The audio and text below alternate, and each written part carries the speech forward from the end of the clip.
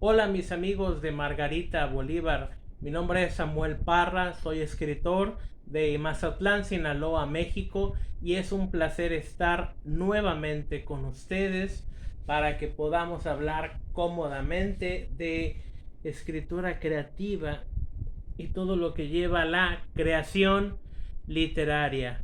Quiero agradecer a las autoridades de esta bella ciudad por permitirme compartir con los estudiantes de escuelas públicas de esta ciudad de Margarita Bolívar, donde vamos a hacer lo posible para que la experiencia de un servidor pueda servir, pueda inspirar y facilitar a los jóvenes que tienen la inquietud de escribir un texto les resulte sencillo, que no sea tedioso, que se atrevan a hacerlo varias veces y de ellos dependerá si hay futuro o hay vocación para que se dediquen a alguna disciplina que tenga que ver con la literatura, ¿no?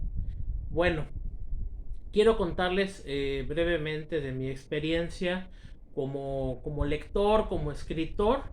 Yo tengo 39 años de edad, vivo, como les comenté hace un momento, en una ciudad que se llama Mazatlán, está en el estado de Sinaloa, en la región noroeste de México. De carácter histórico, somos un puerto que está ligado fuertemente a la actividad comercial, porque el Océano Pacífico era entrada para el comercio marítimo con Asia, así como también pues se conectaba vía férrea hacia el norte y hacia el sur, y no se diga también como un medio de comunicación terrestre también para las cargas, ¿no? Que se importaban desde otros países y bajaban al centro del país. De igual manera, la ciudad de Mazatlán fue fundada por alemanes, por parisinos, por ingleses, por familias que se asentaron aquí de China, de Japón. Hay una historia multiversal, multicultural, ya que Mazatlán es la tierra de las oportunidades, como decían que era Estados Unidos, the land of freedom, la tierra de la libertad. Bueno, Mazatlán se convirtió en eso para muchas personas que decidieron aprovechar ese puente. De ahí que tengamos distintos rasgos culturales que nos han permitido contar historias o ser imán para que algunos escritores vengan hacia acá, pasen una temporada, incluso refieran a Mazatlán en sus textos, ¿no? Como por ejemplo Henry Melville, que es el actor de Moby Dick, estuvo en Mazatlán de paso por aquí. Dicen que él buscaba en esta zona embarcaciones balleneras o que tuvieran una relación con este tipo de caza. De igual manera también estuvo por aquí Jack Kerouac, que fue uno de los precursores del movimiento Beat, la literatura Beat en Estados Unidos. ¿Qué es este tipo de literatura? Básicamente está ligada a los años 60, cuando los movimientos de libertad, de ideologías con apertura hacia el consumo de estupefacientes, de drogas, a que no hubiera tantas prohibiciones, o que probablemente fueran más abiertos a la abolición de ciertas conductas bélicas que estaban en contra, ya que en ese entonces estaba fuertemente la guerra de Vietnam y muchos grupos sociales lo criticaban fuertemente, ¿no? Entonces Jack Kerouac estuvo aquí. No se diga también otro autor como Amado Nervo, que pasó un tiempo aquí en Sinaloa trabajando en el Correo de la Tarde. Él es un poeta de finales del siglo XIX, principios del XX, lo pueden buscar en internet. Y entre otros que no recuerdo ahorita en este momento, pero lo más famoso de Mazatlán no solo es Pedro Infante, el ídolo de México, como lo conocen aquí, el actor, sino que también tenemos una cantante de ópera, que no es de aquí de Mazatlán, pero lamentablemente aquí falleció, Ángela Peralta, el ruiseñor que se le conocía popularmente, llegó a Mazatlán en el siglo XIX en una embarcación procedente de Europa. Se iba a presentar aquí, en el teatro de la ciudad, pero la embarcación en que venía contrajo la peste bubónica y bueno, ella la enfermó y lamentablemente pereció. Dice la historia que al momento de perecer en rigor mortis, literal la casaron con su pareja para que se consumiera ese amor. ¿Ven? En ese tipo de situaciones hay historias. Y por eso es bueno conocer parte de la historia popular que tenemos aquí en Mazatlán. Cuando queremos escribir un texto, llámese una novela, llámese un cuento, siempre tenemos que fijarnos en lo que nos rodea, ¿no?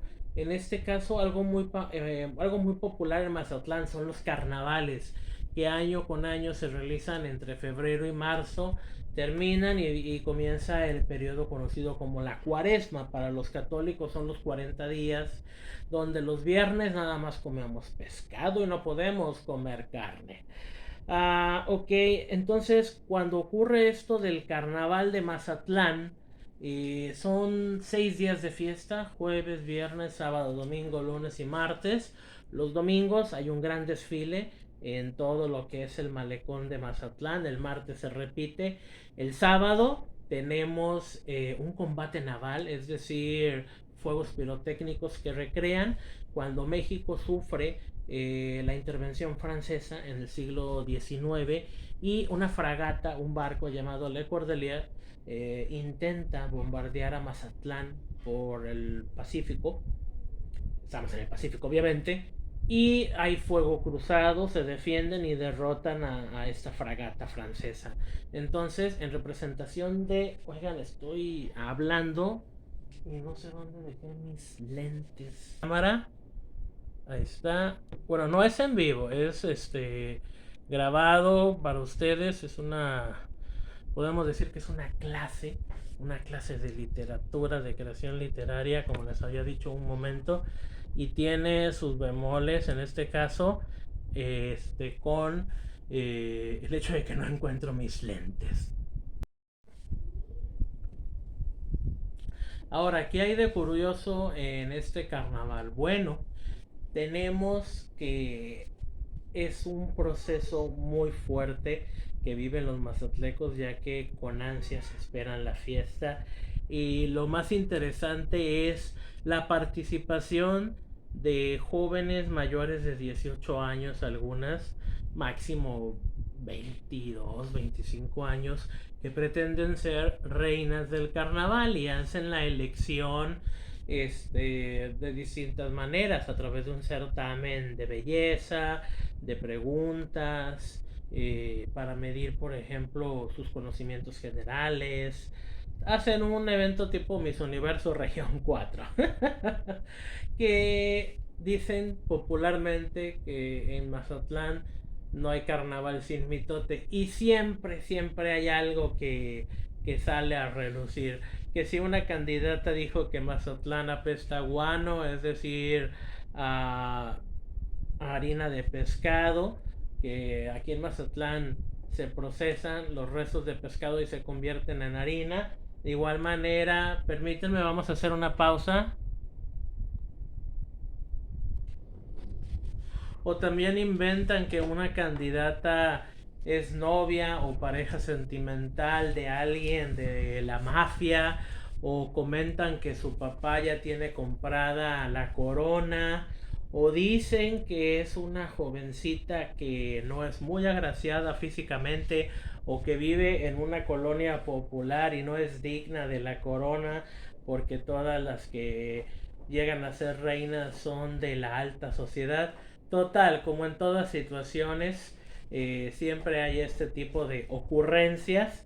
Y bueno, el Carnaval Internacional de Mazatlán y su certamen no sale de esa zona, ¿no? De confort o populismo, como se dice coloquialmente. Pero es lo rico de la fiesta, el mitote, el chisme y las grandes historias se escriben a través de eso, de cosas que escuchamos en la calle, de mitotes, de chismes, de los comentarios de las tías, los tíos, los primos.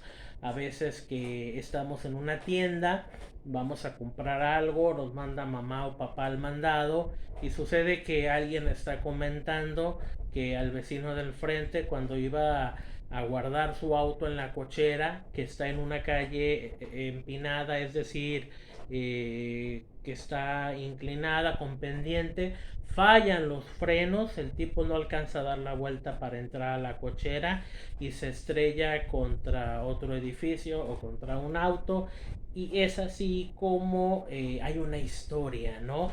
De hecho, jóvenes, hay un ejercicio que yo dejo de tarea con los alumnos que toman los talleres que imparto de escritura creativa.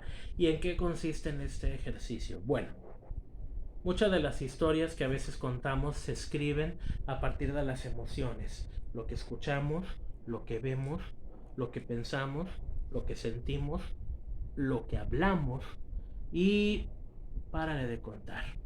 Entonces yo les digo a mis estudiantes, a las personas que toman el taller, que piensen en un aroma que los transporte a la época más feliz de su vida o a un momento que haya sido desagradable para ellos, ¿no? Por lo general siempre funciona más cuando les digo lo desagradable porque luego asocian y recuerdan con facilidad ese tipo de situaciones.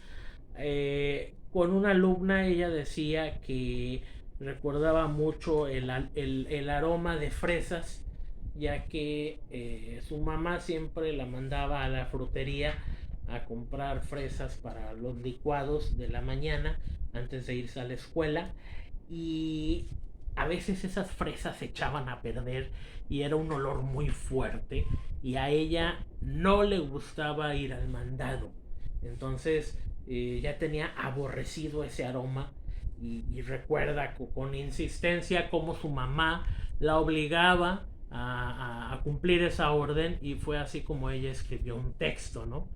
Que básicamente ella se multiplicaba en tres y mientras una estaba acostada todavía, la copia de ella iba a las fresas y la otra se iba a la escuela. Entonces se repartían el trabajo.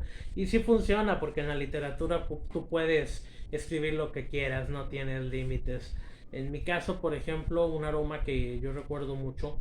Aquí en Mazatlán tenemos tres aromas que predominan en el ambiente. El primero es el olor a café, ya que en Mazatlán hay una fábrica que se llama Café Marino que tuesta café, y créeme que toda la ciudad se impregna del aroma en las mañanas. Hay otro aroma que yo recuerdo de niño y que todavía se percibe en algunas zonas, que es el aroma de cebada tostada, ya que aquí en Mazatlán está la fábrica de la cervecería Pacífico. Era delicioso porque yo cuando iba a la primaria Ángel Flores, que está en una plazuela que popularmente se le conoce como Plazuela del Burro, porque a principios del siglo XX en esa plazuela era caballeriza para burros y carretas, ¿no? O arañas, que era un transporte para tres o cuatro personas jalados por caballos. Entonces iba a la primaria y sentía ese aroma, ¿no? De la cebada tostada cuando están fabricando, se mueve la cámara, cuando estaban fabricando la cerveza. Y el último aroma, que es el olor a guano, como les decía anteriormente, que a veces a eso huele Mazatlán, no apesta, porque aquí, como somos un puerto pesquero, los restos de pescado, el esqueleto, la cabeza, hay personas que se dedican a triturarlo, a molerlo y fabrican harina de pescado que se utiliza básicamente para alimentar, en este caso, a otras especies de peces en granjas acuícolas, ¿no? o también a veces algunas personas lo utilizan para su consumo o de alimento para gatos, ¿no? Otra manera en cómo la literatura, por ejemplo, puede entrar en sus vidas es a través de la música. A mí me sucedió con los Beatles, el cuarteto de Liverpool, ya que yo los conocí a ellos musicalmente en el año de 1994, ya estamos hablando de hace muchos años, cuando yo era estudiante de secundaria y una maestra del colegio Sam donde yo estudié llamada Pat Unger, ella nos hizo que nos aprendiéramos la canción de Imagine de John Lennon, la de Imagina, seguramente ustedes la habrán escuchado alguna vez, y si no, váyanse a YouTube y pongan Imagina de John Lennon. Bueno, el hecho de estar escuchando por tanto tiempo Imagina de John Lennon, pues me gustó la canción y investigaba quiénes eran los Beatles, The Beatles, qué fue lo que hicieron, cuál fue la trascendencia musical. Y empecé a comprar discos de ellos, CDs. Todavía existían los discos compactos. Aún no teníamos la música en MP3. No había plataformas como Spotify, como Amazon Music, como iTunes, donde ustedes descargan la música. Y teníamos que comprar la música en CD. Había unos libros, de hecho, llamados como cancioneros, como este, que es una guía musical, donde viene todos los discos que hicieron los Beatles y las canciones con la explicación o con la historia de cada una. Esta fue una manera de adentrarme a la literatura, leyendo este tipo de textos, ya que, como les digo, a mí me enriquecía mucho conocer la historia de John Lennon, de Paul McCartney, de Ringo Starr, de George Harrison, que fueron quienes dinamitaron la industria musical y crearon la propia mercadotecnia de la música, ¿no? Porque ellos hicieron un boom en este sentido. Y posteriormente a John Lennon, a los Beatles, viene alguien que también impactó en mi vida mucho, que fue Elvis Presley, el rey del rock and roll. Ya está viejito este libro, incluso se puede ver aquí cómo se está despegando el plástico, la cubierta plástica que traen todos los libros esmaltados. Este libro, ¿qué será? Lo compré como en el 2003 aproximadamente. El de los Beatles lo compré en el 98 o 99. Y algo que me gustó de Elvis Presley era la facilidad que él tenía para modular su voz, ya que él de niño participó muchos años en los coros de las iglesias donde se cantaba Godspell, que es, por ejemplo, en las películas de Estados Unidos que ves un grupo de personas de color con túnicas de color morada o blanca y están cantando aleluya con cantos muy alegres y bailando. Estas personas de raza negra, ¿cómo se dice? Afroamericanos, y que le ponen mucha enjundia y diversión. Entonces Elvis se crió entre ese grupo de personas y fue como él adquirió ese estilo para cantar. ¿De qué me sirvió aprenderme la historia de los Beatles o de Elvis Presley? Bueno, a mí me sirvió que en el 2001, estando yo en un concierto en tributo a John Lennon, un 8 de diciembre del 2001, me topo a una buena amiga, Georgina Martínez, que fue mi mentora en el periodismo, que le mando un gran saludo. Y ella me dice que después de yo haber enviado unos textos a un periódico local llamado Noroeste, esto fue a mediados de noviembre, me avisa que ya estoy dentro del periódico. Entonces uno de mis primeros textos, o más bien el primer texto que se me publicó, fue haber escrito sobre la historia del rock and roll en Mazatlán. Algo muy sencillo para una persona, por ejemplo, que ya tiene experiencia, pero para mí fue un reto. ¿Por qué? Porque, ok, quiero escribir de la historia del rock and roll. Bueno, tienes que delimitar todo esto, porque escribir del rock and roll es un monstruo. Y aquí arriba tengo varios libros que te hablan sobre esa historia del rock and roll. Este. Pam, pam, pam. Hay de distintos temas, pero vamos a ver si los puedo bajar.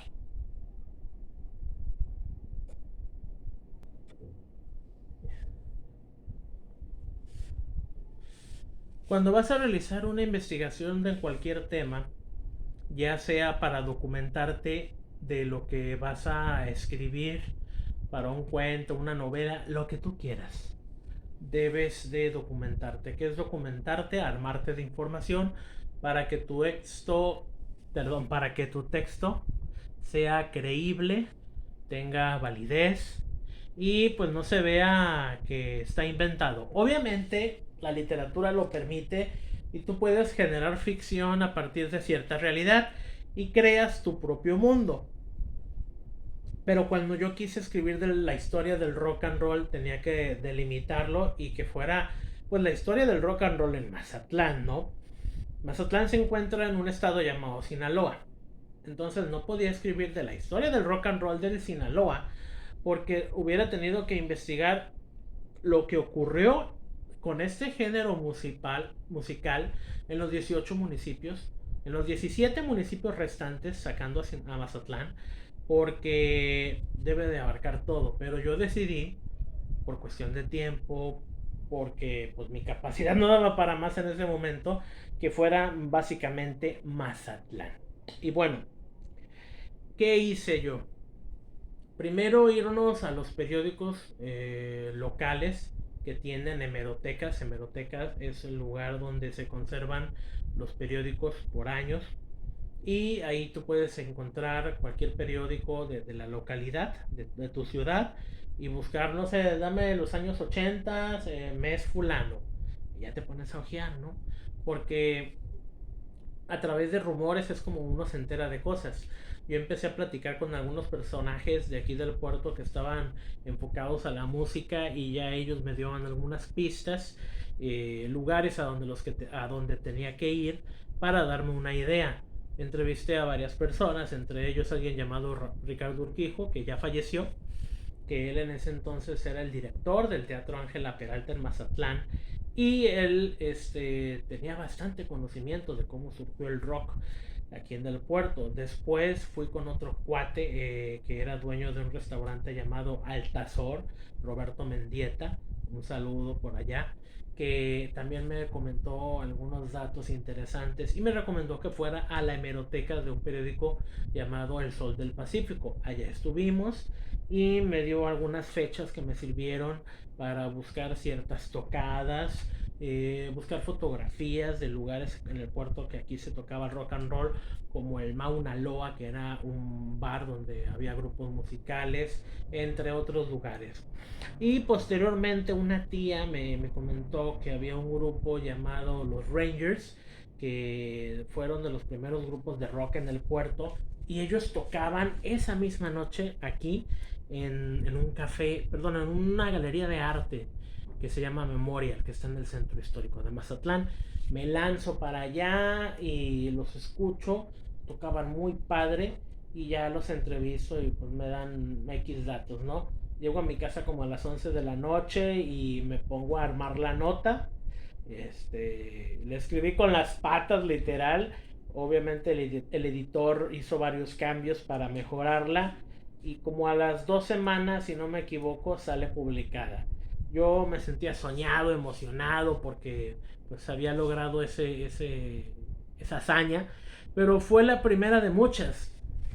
Y conforme me di cuenta de que yo necesitaba documentarme más si quería escribir sobre el rock and roll, porque hay muchas cosas del rock and roll, no solo cómo inició en Mazatlán, sino que pues dicen que la década dorada del rock and roll es de 1954 a 1964. Conseguí este libro donde habla sobre lo que es el rock. Incluso, hey, aquí tengo una nota este de cuando era reportero. Ahí se ve la libreta de taquigrafía. Está padrísimo este libro. Lo conseguí en una venta de libros usados. Estos dos libros que hablan de la historia del rock mexicano, es el 2 y el 3, Guarache de Ante Azul. El uno no lo conseguí. Estos los conseguí en un mercado que se llama El Chopo, en la Ciudad de México, mercado cultural, y tienen datos súper interesantes de la historia del rock en México. Y bueno, también está este libro que es la historia del Chopo, de donde es este mercado cultural musical que es muy importante en México. Y bueno, ¿qué otras cosas puedes hablar del rock and roll? No solo puedes decir que el rock es bonito, puedes decir también la contraparte, ¿no? Que el rock es malo y es música diabólica. Por ejemplo, este libro de Conrado Balducci, que es uno de los principales demonólogos del Vaticano, pero también un estudioso muy fuerte de la música rock. Y así fui comprando otros libros de artistas que a mí me gustan, como Eric Clapton, que tiene una historia preciosa. Este libro, miren, de hecho aquí está la fecha. Este libro lo compré en el 2008. La historia de Eric Clapton, que fue un músico que estuvo en un grupo llamado Cream y después se hizo solista. Él vivía en un edificio de Nueva York, no me acuerdo qué piso era, como el veintitantos, no recuerdo. Y su hijo, un niño menor de 5 años, si no me equivoco, cae por el balcón y muere. Entonces Eric Clapton con los años compone una canción que se llama Tears of Heaven, Lágrimas del cielo, y está preciosa, la verdad. Uno que es padre de familia le llega. Otro libro que también me compré, no sé si tengo aquí la fecha cuando lo compré el libro, pero ya es viejo, y buena calidad de papel porque no se ha amarillentado. Es de Bob Dylan, es la principal biografía de Bob Dylan, que para mí es uno de los músicos más importantes que ha dado el rock folclórico de Estados Unidos y del mundo. Le entregaban el premio Nobel de Literatura, imagínense nada más.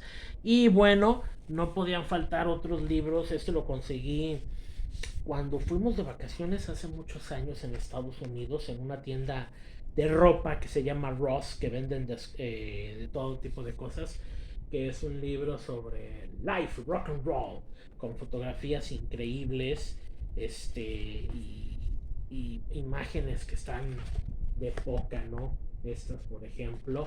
Y pues es cuestión de leerlos y conocer los datos que vienen ahí y te pueden enriquecer. Hay un escritor que yo adoro, que fue también uno de los que me inspiraron a convertirme en escritor, José Agustín, que escribió este libro sobre los grandes discos del rock and roll, que también te dan muchos datos sobre las facetas de los artistas y la discografía, que fue tema neural para perturbar a muchas mentes y hacerles cambios radicales en su vida para bien, ¿no? Obviamente. Y continuando con los Beatles, también me compré este libro de los Beatles, que es una biografía autorizada, donde viene muchísimos datos que sirven para escribir textos.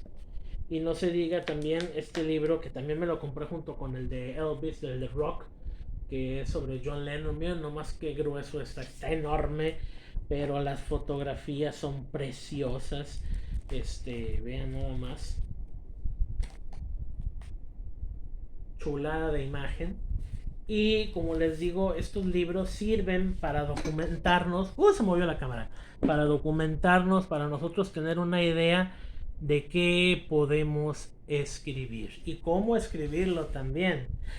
Ahora bien, ya que tú decidiste delimitar tu historia, que lo haces en Mazatlán, que ya lo documentaste, es decir, que investigaste en libros, hiciste entrevistas, viste videos, porque ahora ustedes tienen esa facilidad de que con YouTube pueden ver muchos videos de personas que dan su opinión sobre el rock and roll, y así es más fácil todavía hacer la investigación. Bueno, ya que entienden todo eso, ¿cómo van a comenzar? Si estamos hablando de que tienen un periódico escolar, por ejemplo, En la entrada del texto deben ustedes decidir qué tipo de impacto quieren causar. ¿Cómo van a contar esa historia? Por ejemplo, si entrevistaron allá en Margarita Bolívar a alguien que estuvo cerca de la historia del rock and roll, ya sea en Estados Unidos o que trajo la primera tienda de discos, no sé, algo, deben de comenzar con ese personaje. No sé, imaginemos que el señor Juan de la Cotorra tuvo la oportunidad de viajar en los años 60 a Estados Unidos y compró muchos discos long play de acetato y se los trajo a Margarita Bolívar. Bueno, no sé si Margarita Bolívar existía en los 60, perdonen mi ignorancia, pero es un ejemplo. Y ya ustedes que hacen estas entrevistas se enteran de este dato. Entonces ustedes pueden jugar con la situación. Decir que el señor Juanito de la Cotorra, dije ese nombre, no recuerdo, pero pueden decir que Juanito de la Cotorra en un viaje inesperado a Estados Unidos trajo consigo lo que sería la historia del rock and roll sin saber que cargaría con él eh, polvo musical que tarde o temprano trascendería en las generaciones de futuros rockeros en Colombia. Algo así, por ejemplo. O decir que desde hace 60 o 70 años el género del rock en Margarita Bolívar se ha mantenido gracias a un solo hombre que después de haber probado el sueño americano y decidir que no era lo suyo, decidió regresar a su ciudad natal, pero no sin traerse el corazón del rock and roll de Estados Unidos hacia Colombia. Hay distintas maneras. Por lo general se recomienda que una entrada para una nota periodística tenga menos de 35 palabras. Eso, eso era antes del Twitter, así que no es nuevo. Y tú decides cómo empezar la entrada de tu texto para atrapar al lector. Si comienzas por el personaje, si comienzas por el hecho, si comienzas por la ciudad, puedes comenzar a partir de una canción, como tú quieras. La cosa es que veas cómo hacerlo. Por lo mismo, leer nos da la oportunidad y la posibilidad de que podamos notar otras ideas de distintos autores y entender cómo ellos sí pudieron hacerlo. No es que nosotros no podamos, es que no tenemos la experiencia, la capacidad, porque no hemos leído suficiente. Para escribir hay que leer y para leer hay que escribir. No queda de otra. Bien, si ya nosotros tenemos la entrada del texto, si estamos haciendo, por ejemplo, ese periódico estudiantil y somos el reportero, el editor del periódico nos debe de decir, por ejemplo, cuánto espacio tengo para mi nota. Si es una cuartilla, es decir, una hoja, si son 5 párrafos nada más, no sé.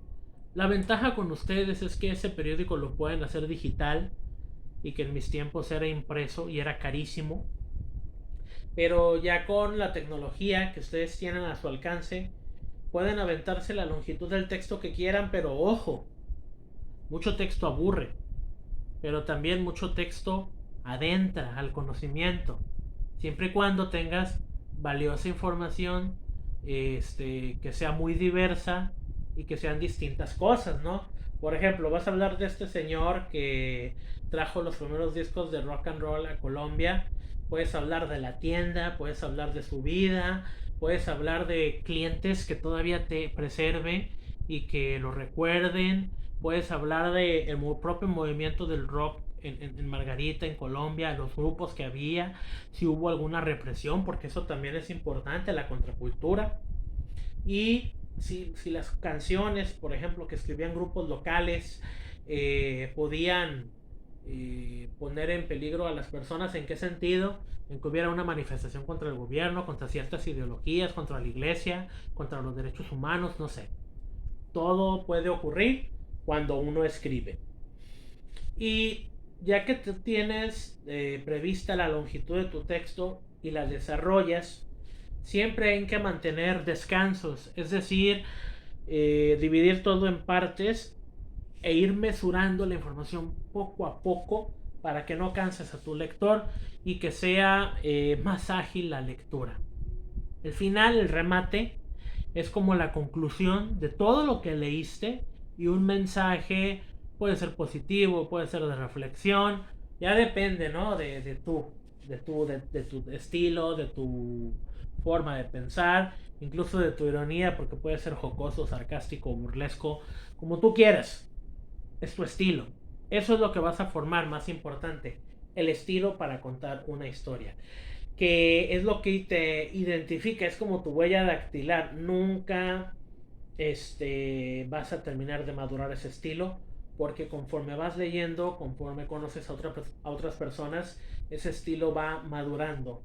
Y bueno, cuando tú escribes, escribes de lo que conoces o escribes de lo que te cuentan. Hay un escritor colombiano, no sé si lo conozcan ustedes, que se llama Guido Tamayo, que él escribió este libro llamado Juego de Niños.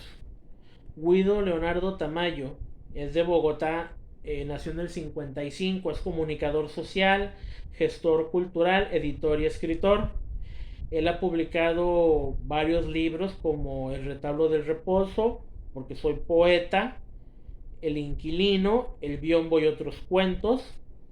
Y además ha catalogado, es decir, que ha participado en libros donde escriben varios autores, 10 colecciones de cuentos.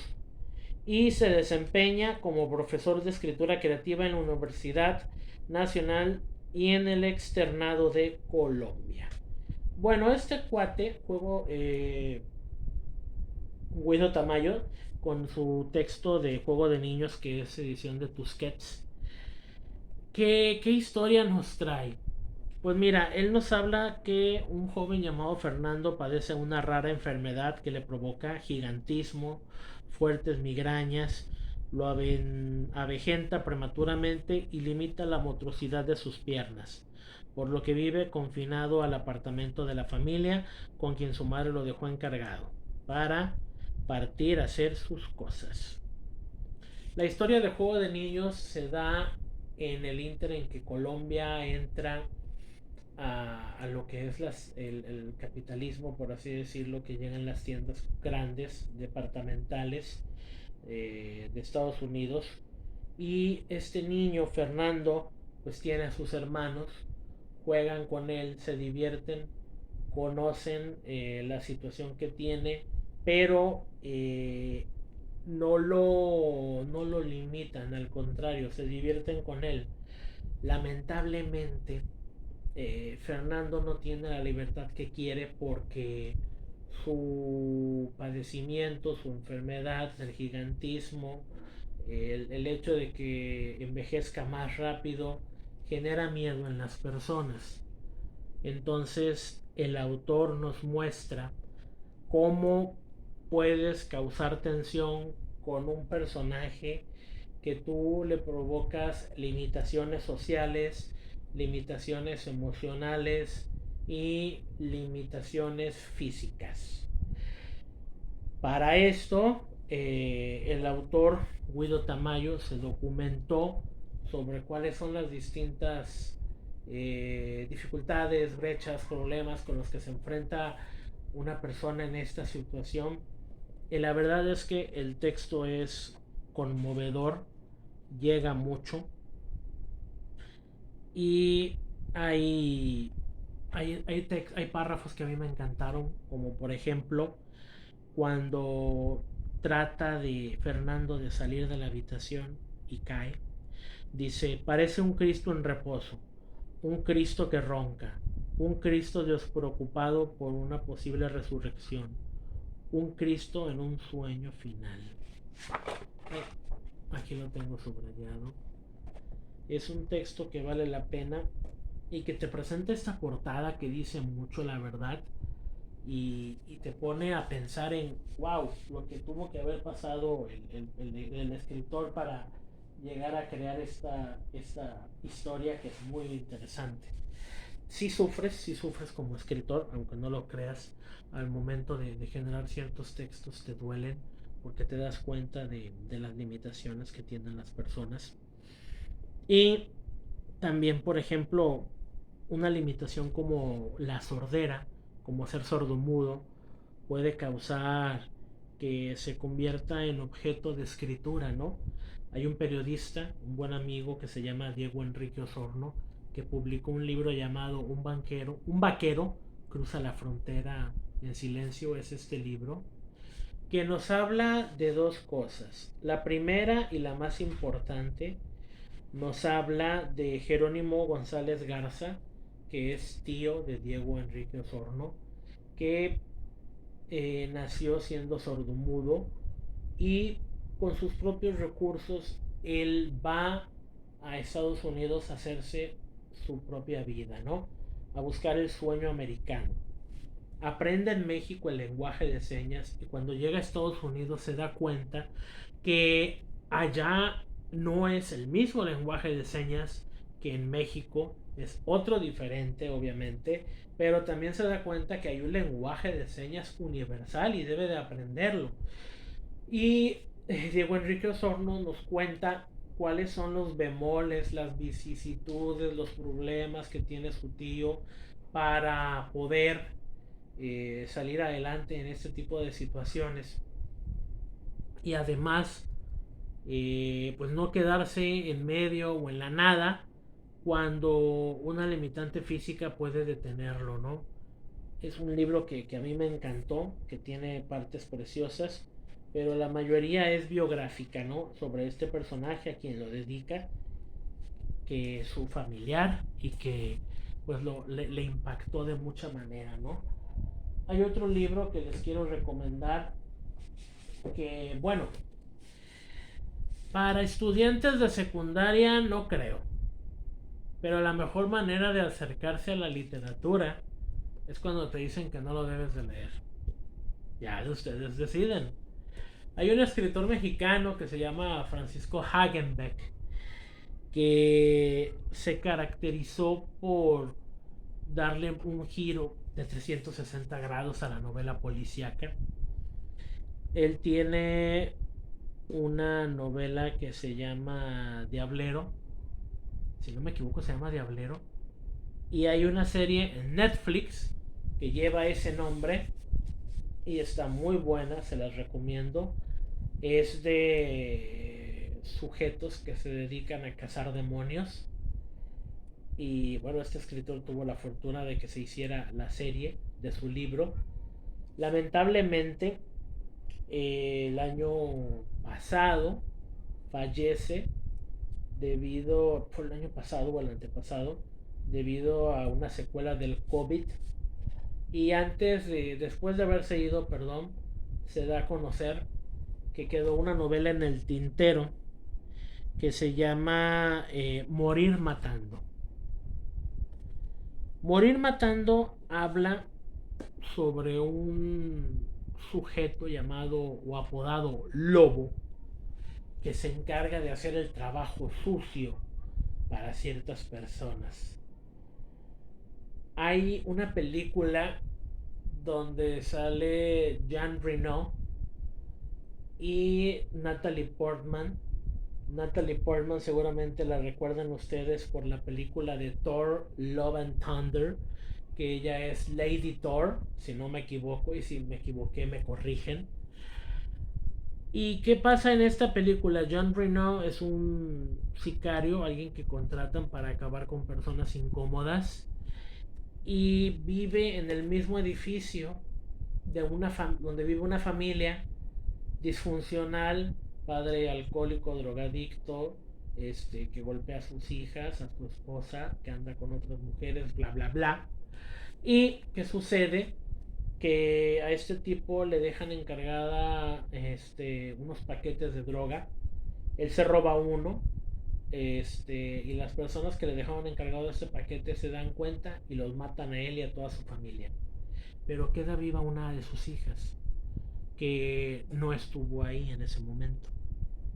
Entonces, el actor Jean Reno, que interpreta a un sicario, le abre la puerta cuando esta niña regresa, pasa por la entrada de su casa y ve todo el escenario, pero sigue adelante porque hay un matón que la está viendo y ve que llega a la puerta donde vive el actor Jean Reno, que interpreta al sicario, y toca la puerta y la niña le dice que abra, por favor, que no quiere morir.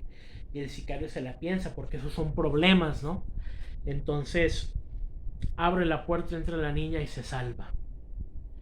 Y hay una interacción entre ellos donde la niña le dice que quiere contratar sus servicios para que cobre venganza por la muerte de su familia y acabe con los que mataron a sus seres queridos. Algo así ocurre con este libro, Morir Matando. Hay un personaje que entra a la vida de Lobo, que se llama Damián, y es una pequeña que cambia su estilo 360 grados y él debe tomar decisiones cruciales para preservar la vida de ambos. Están ellos en una fiesta, está la niña en una fiesta infantil. No recuerdo si es el cumpleaños de ella o hay una fiesta, pero el punto es que unos sujetos llegan, empieza una balacera y solo sobrevive esa niña. Y la prensa amarillista, es decir, la prensa que exagera, que usa el morbo para vender, pone la matanza de la piñata o una frase así, no recuerdo, y es como se le conoce a ese suceso. Entonces, muy pocas personas saben lo que en realidad pasó. Demian sabe, el lobo sabe, él mismo sabe, y decide proteger a esta niña porque es la única clave para solucionar este problema. Quizás sea un cliché, pero si tú te fijas, la similitud entre la película donde participa James Reno y Natalie Portman y este texto es que está permitido inspirarte en otras historias para escribir algo. La originalidad ya es algo que no existe, ya que a muchas personas, por ejemplo, ¿quién no ha sido inspirado por Julio Verne para escribir un viaje al centro de la Tierra, a la Luna o al fondo del mar? ¿Quién no ha sido inspirado por Alejandro Dumas con Los Tres Mosqueteros para escribir sobre un grupo de superhéroes? ¿Quién no fue inspirado por Víctor Hugo para escribir una historia como Los Miserables? O fue Alejandro Dumas. Bueno, los nombres se me van ahorita, pero el punto es ese. Igual, historias de amor con los clásicos como Romeo y Julieta de William Shakespeare, duelos familiares, problemas con los padres como Macbeth, eh, la propia historia de caballería con el famoso hidalgo Don Quijote, o los relatos del mío Cid con esos encantos que tiene la literatura ibérica.